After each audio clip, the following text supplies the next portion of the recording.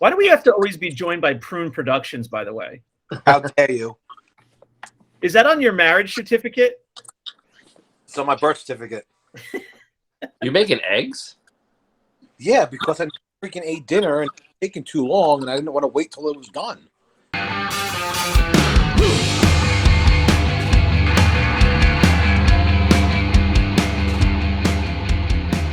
Hey everyone, welcome to another episode of Five Idiots Talking Toys, a Sunday night podcast focusing on mostly Star Wars vintage toys.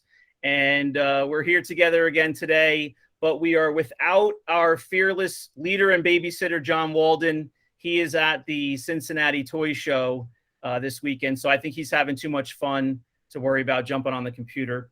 But we're here with Chris and Charles and Brandon and myself, Shane. We want to thank you for joining us and remind you to like the video and please subscribe to our channel, Five Idiots Talking Toys on YouTube.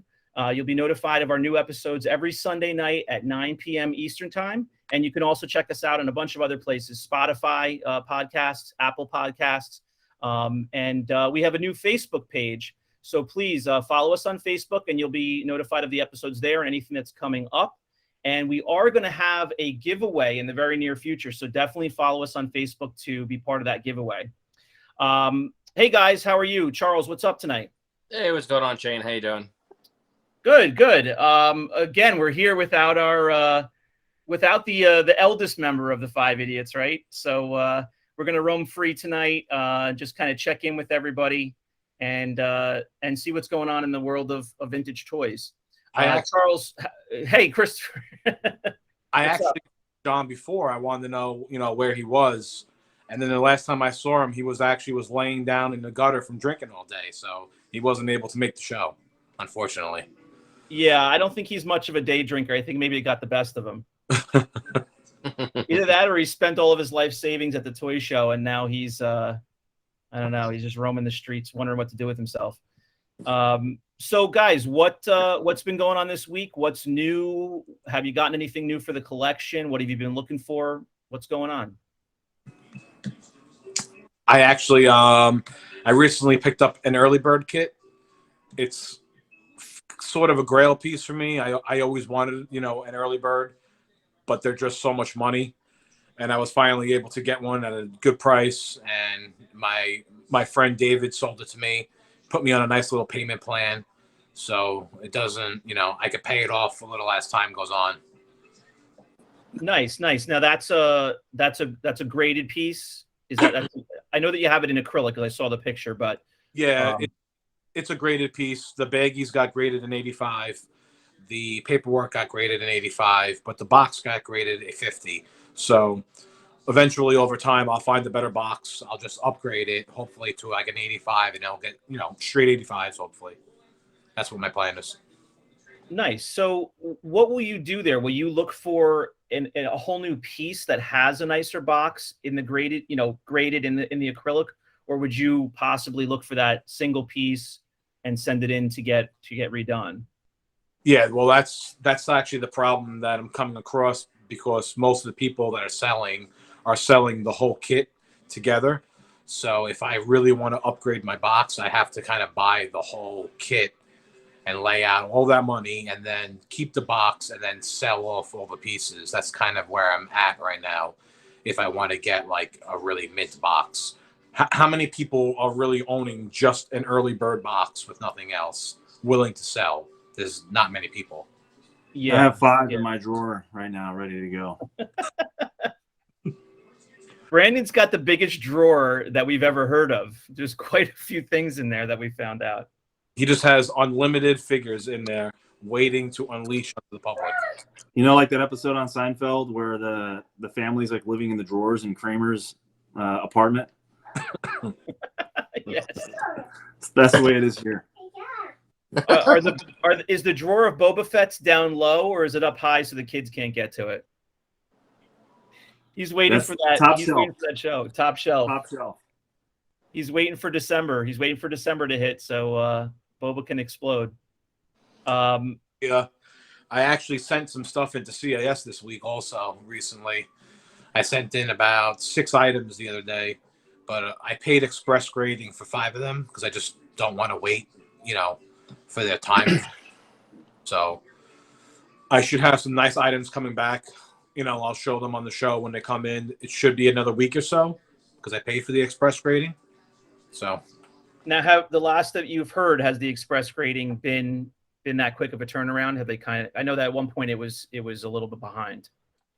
Yeah, it's you mail it in and it takes them a couple of days to check it in, but you'll get it back within like 2 weeks. So it's not really too bad at all, actually. Okay. Last one I sent took I think 1 month. Express grading. Now, how long ago was that? A few months ago. Okay. Wasn't that long ago. I think the times schedules have changed a lot. I think they're starting to catch up on their inventory. I know AFA just released a statement yesterday or Friday, actually, that they're going to be fully caught up to where they were before the pandemic. So there's actually not going to be a wait anymore for AFA. I got the email. I forgot exactly what it said, but they pretty much cleared out all their backlog and they're up to date right now. So that's crazy.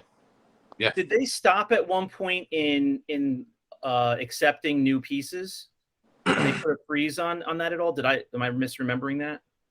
Yeah, they put a stop on grading pieces. I don't know if it was all pieces. I don't really remember, but they've done that before actually in the past. They put stops on grading other lines also. They're only grading certain things now. They don't really grade all the stuff. CAS grades. Who was moving buildings? Was that CAS or AFA? It was a CAS, but I think AFA moved also to a larger warehouse.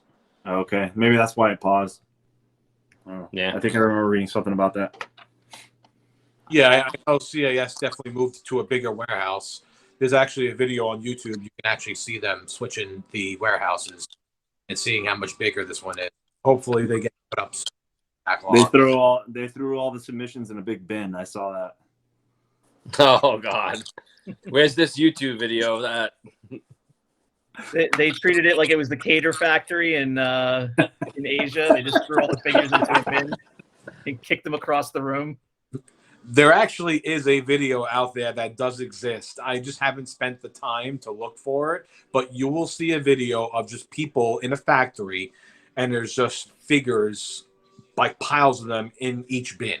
Well, I'm only speaking for the people, like the people that are watching the show. Me and all the people heard what you three said, that there is this video out there with just bins and bins of figures all over the place, and they're just grabbing a Darth Vader out, they're grabbing a C-3PO out. Where are these videos?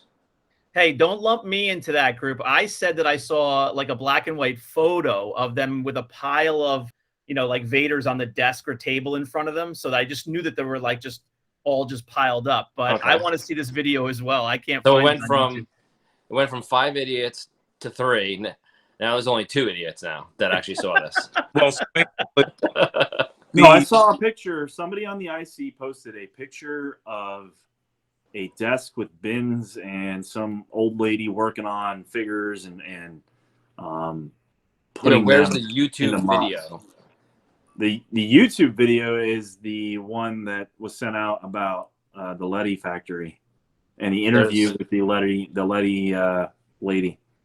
I saw 0 that's- bins and 0 That's what I figures. watched yesterday. No, actually, so what happened was James Coleman did a reenactment, and he actually remade the video and had old people sitting in chairs putting the figures in bins. So it's actually not a real video. We just put it out as a joke. I'm sure it is. Yeah, I actually watched that YouTube video about the Letty factory, and it was a bit long, and it's in Spanish with subtitles, but I did find it pretty interesting that the woman that was interviewed was a manager in the factory, worked there for 19 years, and she was one of the people in charge of the production of Star Wars at that point, because that was the tail end, the last couple of years of that Letty factory before they closed down.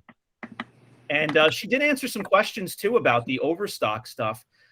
There was a little bit of a gap there that I wanted to hear the answer to, because she said that the workers, the day that the reason why they closed the factory is because the union, which they had a different name for the union down there, but the union, the labor union, was, you know, had all kinds of demands, and the factory, the owners of the factory. Well, General Mills actually owned Lilly Letty. They sold them to General Mills in like the early 70s, but whoever was in charge shut down the factory and just was like, screw you guys, we're not, you know, bartering with you, we're just closing the whole business down. They were all out of work. They like locked the doors and had like security there, and nobody could go into the factory the next day after they were working. So I was looking for the answer of, well, how did they start pocketing all these pieces and get all this overstock out? And that wasn't really answered. But what was interesting was she said that tons of it made it out, and a lot of like local mom and pop shops started, you know, buying the pieces or getting the pieces and sitting there in these small little shops locally, putting them together and like finishing. I don't know if they had to finish painting them, maybe painting some parts. They were making all those Frankenstein figures though. Yeah, they actually like basically pocketed the figures on their last day of work, and there was so much overstock left over, so they were putting them together after the fact. So that's why you see the Frankenstein figures with the different heads, the different arms, different legs, or you'll see a lot of like the overstock pieces of just a head. Like I have just a Cloud Car pilot head upstairs, no body, no nothing. It's just a head. Yeah, yeah. The sense that I got, and like again, this specific thing wasn't answered, but I bet you people broke into the factories. I bet you somebody like figured out a way to sneak in there, broke in there, and just, you know, got out of there with like bags of pieces, because the factory was closed and all that stuff was sitting in there. I mean, it went somewhere, right? So that's kind of what I assume happened. Well, there's probably rumors. Probably rumors of it closing down, and they were probably just pocketing stuff as it went. Yeah, maybe so. Well, I think that's where John Walden actually went today. Really, I don't think he's at the, you know, at the show in Cincinnati. I think he's looking for these factories, trying to find the pieces. he's scrounging the old grounds of the Lilly Letty factory. But I'll, you know what? We should throw up a link to that video just for anybody that's listening that wants to see it. We should throw a link up to that. I did find it interesting, and she was there like firsthand, so she had some interesting things to say about the process, and she also dispelled a couple of rumors about did any of the Letty figures ever make it into the U.S.? Were they ever exported and then make it onto Kenner cards? And she said repeatedly, like, absolutely not. That never ever happened. So there wasn't any crossover with those Mexican-made figures, which I thought was interesting. If anybody is into like Spanish PvP figures or the POC figures, there's actually a new book coming out. I tagged Brandon on a link about a week ago. It's from a guy, Javier Rulapez, or I can't say his last name, but he's coming out with a volume 3, and it pretty much talks about all the Spanish PvP figures and vehicles and all stuff that was out. He has a volume 1 and 2. I think they're sold out by now. I don't think he makes them anymore, but the volume 3 is supposed to be, I'm assuming, volume 1 and 2 and more stuff. So that's another area, if people are interested in, they can check out that book. Was that book on Kickstarter, or maybe it originally was, but was the recent edition on Kickstarter or somewhere where you can early pre-order it? Yeah, that's pretty much what it was. It was on Kickstarter. Yeah. He was pre-ordering it. I know I pre-ordered it. I have volume 2. It's a really good book. You actually learn so much stuff from it. It was really well made. You could tell that he actually put money into it because the pictures and the paper are like very thick, and it's just really knowledgeable if you want to learn more about Spanish PvP and POC figures. Yeah, very cool. I think I saw some sample pages of it when I saw the post maybe 2 months ago or so, and it looked like it was really well done, and it looked like it was really nice, like presented the artwork and the pieces, the photography really nicely. So people can check that out. Charles, how about you? What's been going on recently? What have you added to your collection, or what have you gotten your hands on? He's too busy laughing. He's not even on the screen. He's falling off the couch. All right, we're skipping Charles. Brandon, what have you been up to? Nothing. Well, back to May. I added a few a few mocks that I don't usually buy mocks. I'll show them next time. I'm not even going to say anything about them until I get them in. But I spent a lot of money. You needed a third mortgage on your house? Pretty much, yeah. All right, so everybody can look forward to seeing. I have some ideas of what it might be, but Charles made some nice purchases, I think, so we can look forward to seeing those when they come in. Yeah, that and nothing else really too exciting. It's been slow. Do you have anything coming back from CAS anytime soon or no? I hope so, but looking at the time wise, I should get another thing back maybe halfway through October. Should be my next I don't know, maybe like 30 items back or something. I have a lot of stuff there still.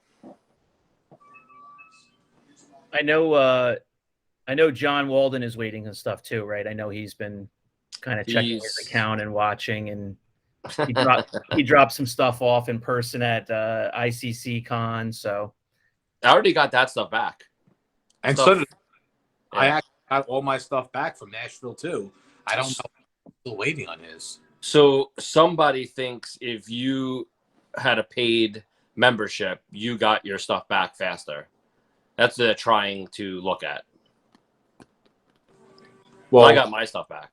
Well, no offense, but that should be the case because I'm laying out $500 a year for a membership. We should have some kind of service that comes faster than someone that doesn't. So they should do something where you pay $500, you get, I don't know, you get your stuff in like 4 weeks, and someone else who doesn't have an account, you get yours in like 6 to 8 weeks or something like that. Yeah. I mean, it makes sense if you have a membership to get some, I know there's some benefits that immediately come with it, but yeah, some early returns would be nice. Some, I forget the word I'm looking for here, but some priority basically by being a member. Would you or Brandon ever consider actually like maybe not getting a membership, but would you guys send some stuff in? Because I know we've talked about it. And I know Brandon, he says every once in a while he's thinking about it. Are you ever going to actually do it? For me, I've thought about it recently as I'm going through some new pieces that I have that I've just been taking my sweet time in going through and just comparing them to what I have on my shelf and, going back and forth with a single figure for 20 minutes, deciding which one I want to keep. I have had that thought about a few figures that I said, this might be gradable, but it's just so foreign to me that for all I know, I'll send something in and it won't grade well. And I guess that's just a learning process. But I'm not opposed to it down the line. I haven't gotten there yet. But for all the reasons, I think it was back in an early episode 2 of 5 Idiots Talking Toys, when we had John Rula on, the action figure grader. He made some really compelling points about preservation and keeping the figures well protected. That's part of the grading process. It's not the only reason. It's not that you can't do that, putting them in some nice cases yourself, but it's gotten me thinking ever since that episode for sure. How about you, Brandon? Have you had any thoughts about sending anything in? Do you have any pieces that you feel are grade worthy that you would want to preserve and would want to see what they return as? I think I have a few pieces that I want to send in. I'm just, I need to really sort through the collection and see what exactly I want to send in. And I'm still trying to figure out if the archival aspect of it, of sending figures in, if it actually, I know there's nothing that will prevent degradation from happening, but I'm curious to see if it will slow down the degradation process on it. Do you guys know? Well, I'm sure it does. Yeah. That's the whole point of the UV acrylic cases, is that if you get the museum quality, it's like an upgraded quality. I want to say it's like 99% protected or 95%. So it has to slow it down. That's the whole point of it. Well, what about, so I don't have my figures out right now. They're in a drawer. What size is this drawer? No UV. There's no UV hitting them right now. And mine's in a closet. There you go. So there's no UV hitting them. There's no UV hitting it, but still, you still have the temperature is and the humidity and stuff like that. Yeah. Temperature and humidity still plays a part. Oh, yeah. It may not happen night or in a week. You may not see it with your eyes. So if I had a perfectly white figure and I got it graded and put it in an archival and UV protected plastic case, will that prevent it from degrading? So I think it will protect it more than loose, like Shane has on his shelf. Like Shane's on his shelf, versus that, there has to be a difference because there's no air. It's airtight. I would. Yeah. There's a difference, but then it also comes down to the person's house that it's stored in, and pretty much what's the environment in your house? Is it 100 degrees in your house all day? Is it 90 degrees? Like, it also still depends on, I would think, some of it. Right, like for example, do you keep your central AC on when you go away on trips? Do you make sure that your electricity is running nonstop? Yes. Because do you make sure that you actually have blackout shades in the room like I do, and I keep all the blinds and everything closed? I don't have any sunlight hitting these things. Yeah, and where I'm sitting right now, I've got figures behind me, and right in front of my eyes here is a window. I work on this desk, and I've got my shades like rolled up to the top, just so I can look out the window. So yeah, I probably do not have a good setup. They don't get direct sunlight on them from this window, but they do get light. They don't get sunbeams on them, but yeah, they're sitting in a daylit room. So that's a good point. I want to take a second to point out that the guys and I have been working on something new that's going to be coming out pretty soon. And by the time this episode airs, it will probably be live, if not very soon. So take a look for it. Again, we have a new Facebook page that is live right now for 5 Idiots Talking Toys podcast. So follow us there for the latest and greatest. And coming soon, we're going to have a sales page. We're still working out the details on that. We're putting together some parameters that we'd like to follow and some shooting some ideas back and forth on how we're going to make it the best page we can. But definitely follow us on Facebook, and you'll see the release and the announcement of that page coming soon. So pretty soon you'll be able to get in there and buy some toys and collectibles from these 5 idiots. So we look forward to that.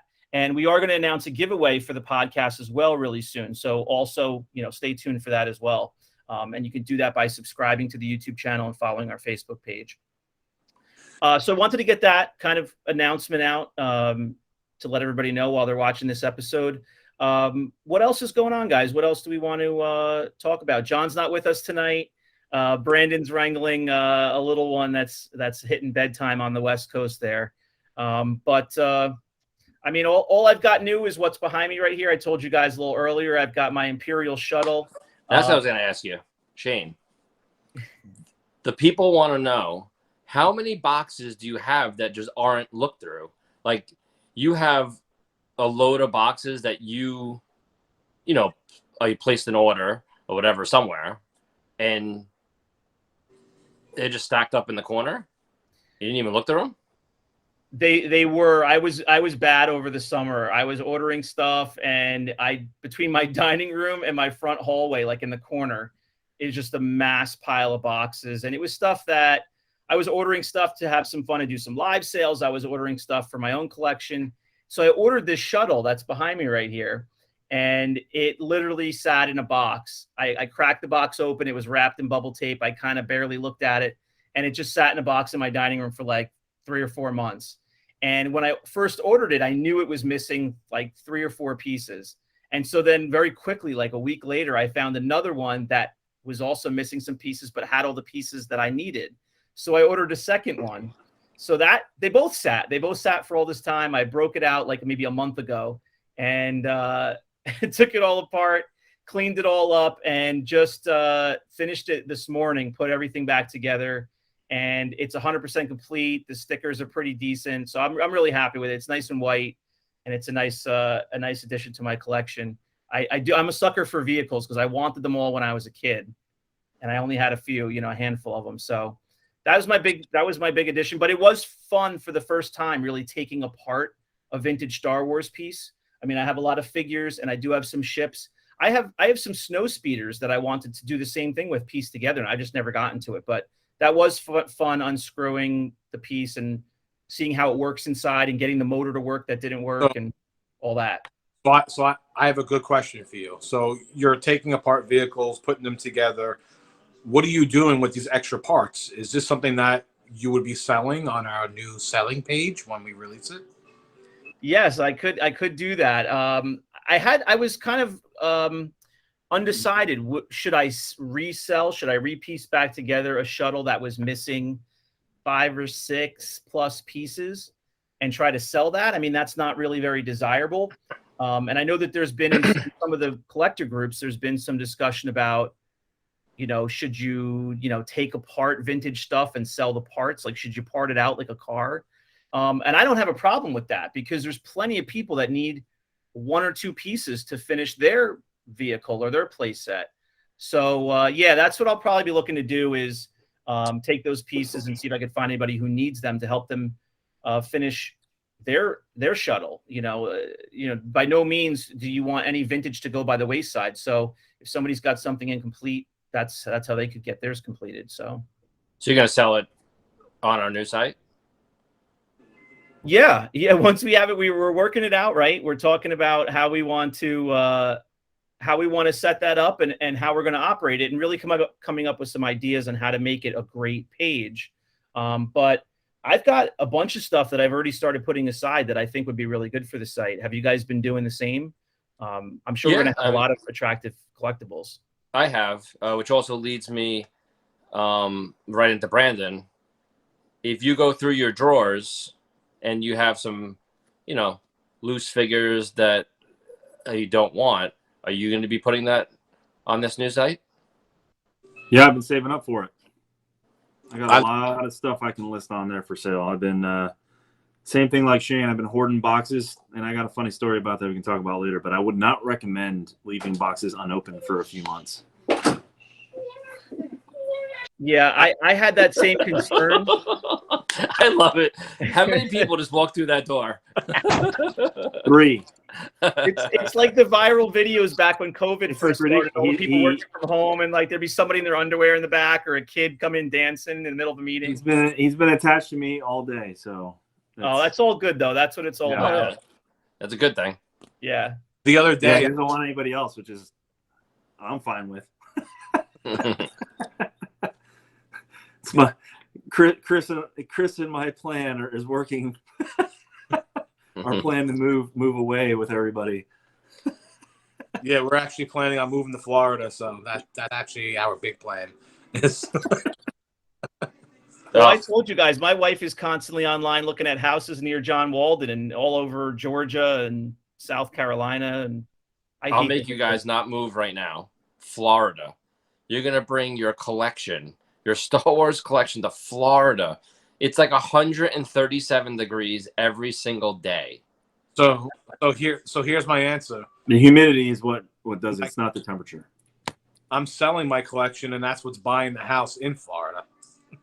Are you selling that on our new page?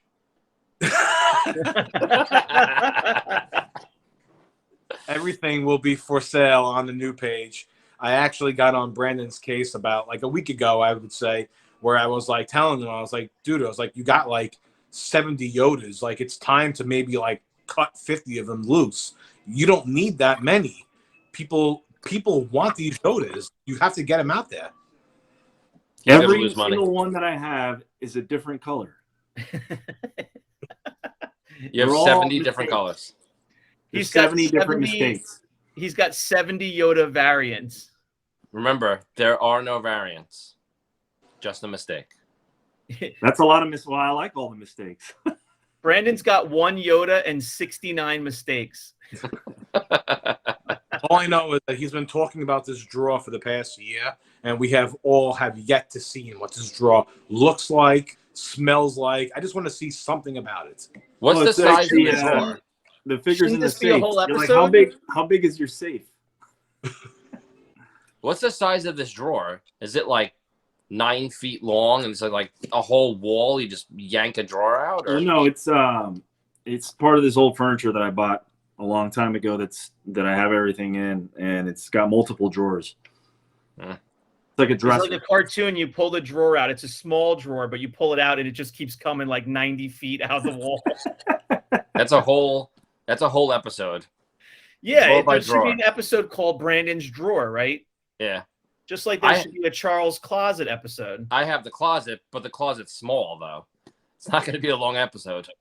Well, see, Brandon put bubbles. He puts like box in his drawer, and the bubbles don't crack. So it only happens in your closet. There's no. I put He them all in the lives- safe. All the good ones go in the safe. He lives in the humidity capital of the United States. There's no way. He has no bubbles in his entire house. It's impossible. Who, me? Yeah. There's no humidity here. It's a desert. That's why everything survives. How many central The air? West Coast doesn't have a lot of humidity because they get the No, wind we don't off have the any. ocean. It's all the dry heat. That's why there's always fires. So Yeah. There's just fires. And that's why you find cars out here in nicer shape than you do on the East Coast. And I don't know how mocks. Yeah, the heat I think has a lot to do with the mocks and the shape that they're in too. But I mean, you find a lot of nice stuff out here comparable to where the East Coast is, just because of the humidity. There's very little humidity here. It's the heat, but I mean, my house was built in 2016, so we have central air. And I got a wife that's always running hot, so the air is always on. I'm not. He's running hot. I don't. I'm not. Brandon's face just turned beet red. Oh, it's fantastic. Put the air down. I'm She hot. just subscribed, so we'll see how this goes. Is she going to follow our new sales page when it comes out? Yeah, so I can get rid of this. Can't wait for me to get rid of all shit and open the drawers. Wait. You have your Star Wars figures like next to your clothes in the drawer? I took all her clothes out and they're all over the floor, and all the figures are in the drawer.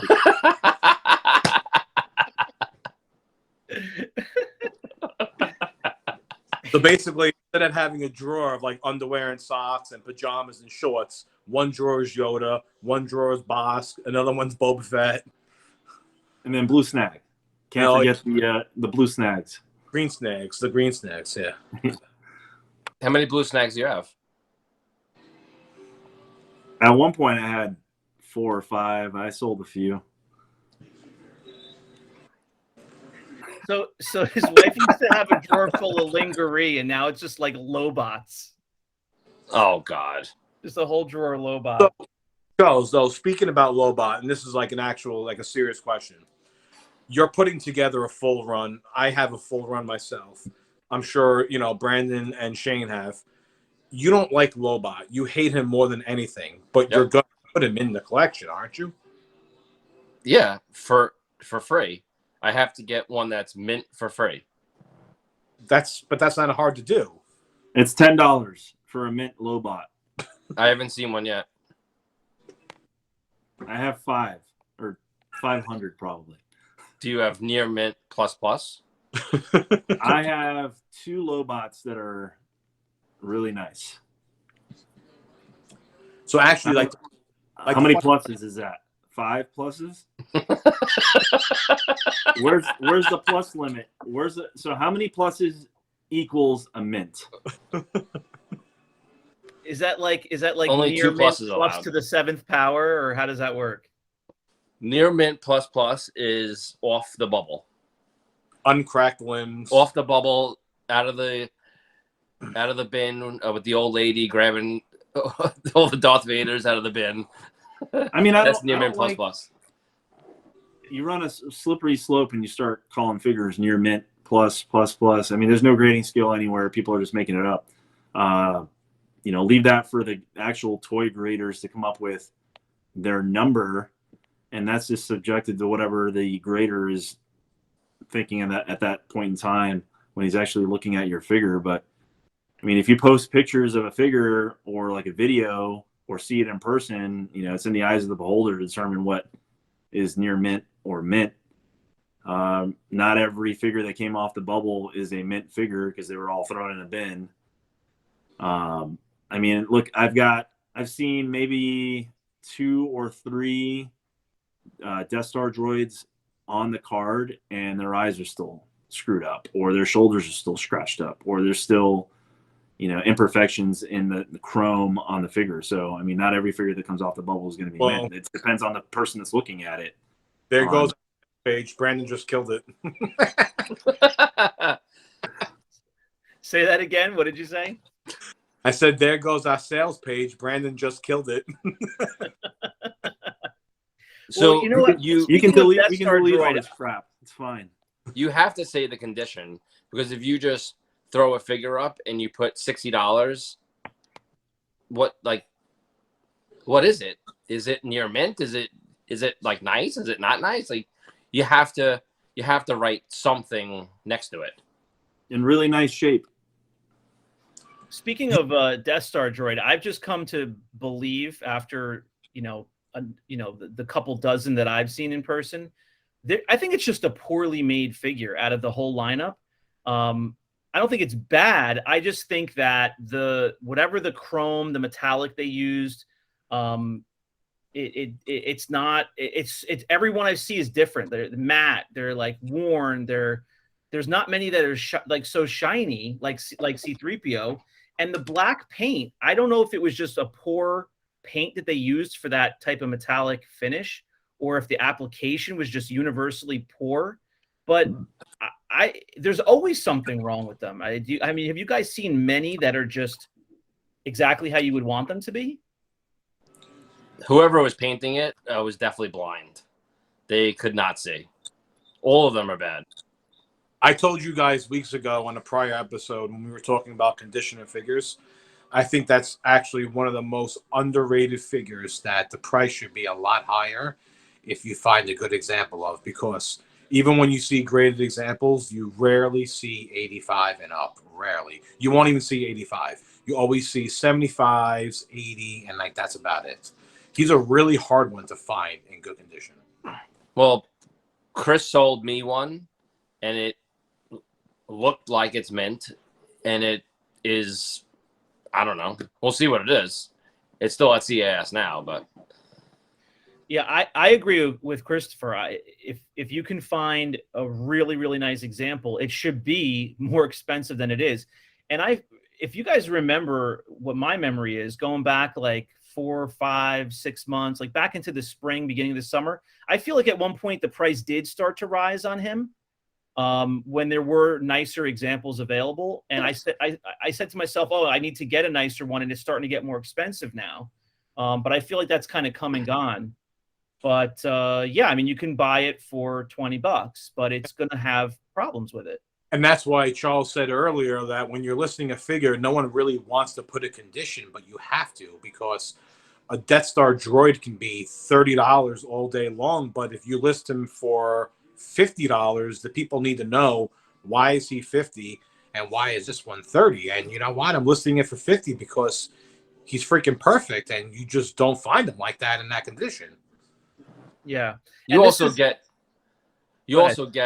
like used to, sending in the figures into CAS. I know a lot of people, and they're not huge into grading, but when you send in, 10, 15, hundreds of figures into CAS, you start to know what the condition is. So if you're going to list, something for $30, it's really not $30. It may be like near mint plus, which I know.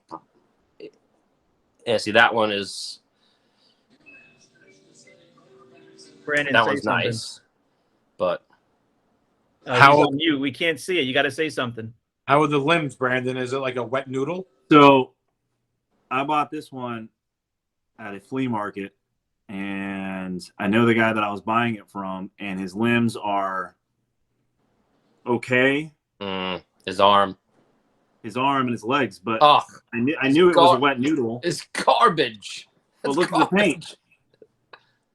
Put your hand behind it. Let's see if we can get a focus. But look at the paint. So I have 2 more that are uncracked and that are stiff as a board, and their paint is not as nice. Yeah. So I mean, it's going to be really hard to get one that's completely perfect. I mean, this one has really nice black paint application. It's just loose because it was played with. Obviously, not that hard. But yeah, you know, I have one that I was looking at earlier today. That the limbs. Now, like the limbs I don't just really saw move. Stick like a D battery on his back and see if he bends. But the paint's not good. I know what you're saying, Charles. The paint's not good on this guy. It's like fair, but the limbs are awesome. And I ended up keeping the one on my shelf that had the nicer paint because I'm like, I just want the one that's going to look nicer if I don't have a perfect one. But who owns a fucking D battery? This guy's not holding up a battery. I do. So, Brandon, if you were going to list that one for sale, oh, God, that's for his flashlights that he keeps on the side. He gets like the Amazon subscribe and save monthly delivery of D batteries. I could go so many places with this. Our brains are all working a mile a minute right now. So if you would list your Death Star droid for sale, Brandon, like what condition would you put it as? Because I honestly can't see it that good over the camera. I need to see pictures, but what would that be like?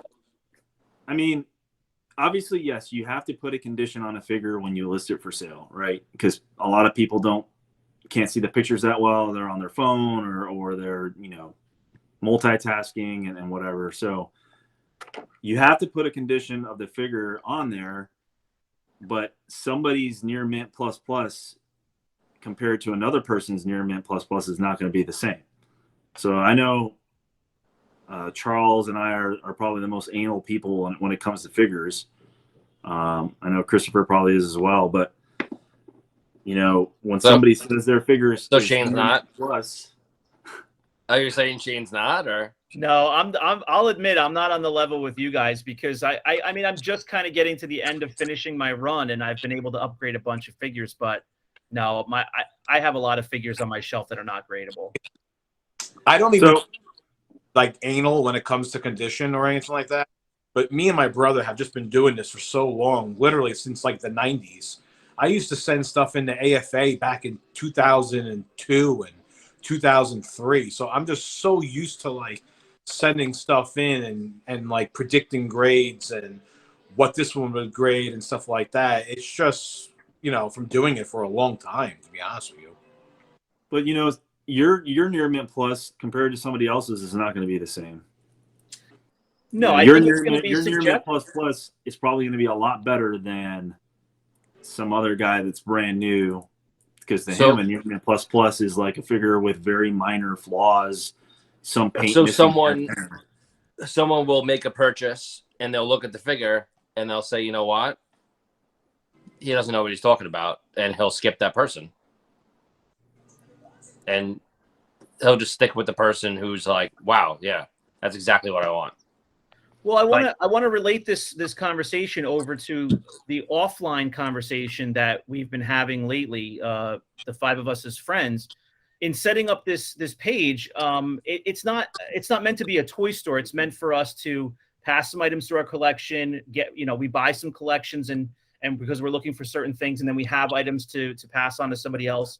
But the conversation we've been having recently is, how can we come up with something a little bit more standard, something that we all agree on in terms of being able to try to convey what the quality is, the condition is of the things that we might put up. And so we're still working that out, but I think we're going to do the best we can to come up with a consensus. And then the trick there as sellers, as collector sellers, is to kind of have that standard that buyers can start to go by, get the figures in the mail, feel that consistency and know that they can trust, the eyes that we've used and the condition description that we come up with, right? Yeah. For the one that Brandon held up, that one for me, very good plus. Really good paint. Limbs, not good. Yeah, and that's one figure that might even deserve a little extra description, right? Because they could lose a tick on the scale because of different reasons. What figure? I'm cheating. That's a Stormy. It's a Stormy. I'm cheating. This is the one that's on my desk. It's loose. It actually has more of the wider limbs that I've seen compared to other Stormies, and it's a beater that's just sitting on my desk. But that's like a $20 beater right there. Yeah, probably. It's with my beater, freaking brain fart. No one help him. Speeder bike.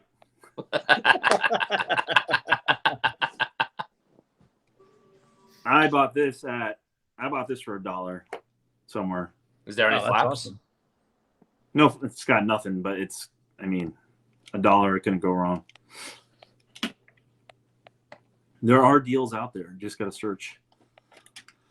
Yeah, and especially if you have kids too. That's a no-brainer for $1. But my son loves pulling my speeder bike off the shelf, and I went and got like 3 of them for like $40. I don't think they have flaps, but a 4-year-old doesn't know the difference. He's just going to love playing with them. It's just great to have vintage all over the house. Just have stuff that can be played with, and you don't worry about it. All right, guys, what do you say? Anything else you want to cover? This is kind of another hodgepodge episode. I thought we were covering repros. That's a good thing. We should highlight that. Somebody want to let us know that we're going to let everybody know that we're going to be talking about that soon. Charles, you're up. Yes. Is it going to be next week's episode, or we are going to do a full episode on repro weapons, repro accessories, mocks, stuff like that? What to look for, and we have a whole bunch of examples to show. Yeah, we were planning to probably tackle that tonight, and we got some of our own repro stuff that we have in baggies that have come to us through purchases, and we actually we're talking about it months ago. Instead of trashing them, we each individually kind of put them in a bag or a container and keep them separate so that we have something to compare to any other questionable accessories that come, and they stay completely separate from our collections.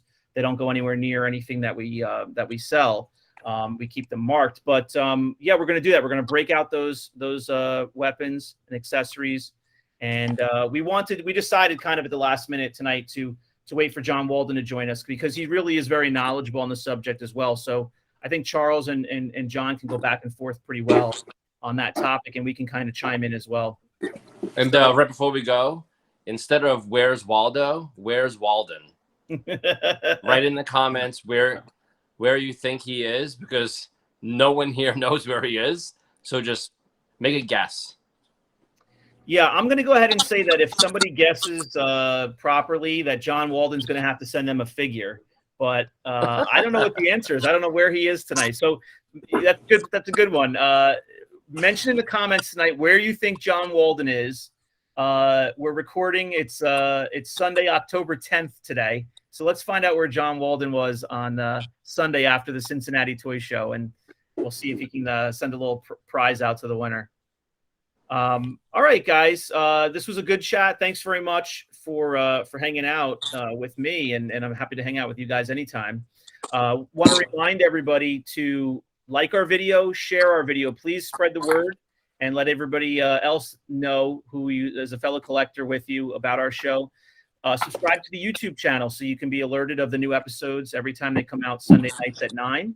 And we have that new Facebook page for 5 Idiots Talking Toys. Please follow us on Facebook, and you'll get notified of all the things that we have coming up. We're going to have a giveaway. We're going to have that new sales page coming out. And also, we put all the videos up there as well, so you can find everything that you need to about FITT, 5 Idiots Talking Toys. Guys, thanks very much for another great episode. Thanks to all the viewers for watching. Please comment. Let us know what you think. We were happy to interact with you. Thank you, Shane. Where's Walden? Where's Walden? Hashtag Where's Walden? All right, guys. Walden said. John Walden said nothing tonight because he didn't show up. Where is he? Where's Walden? All right, very good. Thanks very much to everyone for joining us. Have a great night. Talk to you soon. Thanks, Shane. Thanks.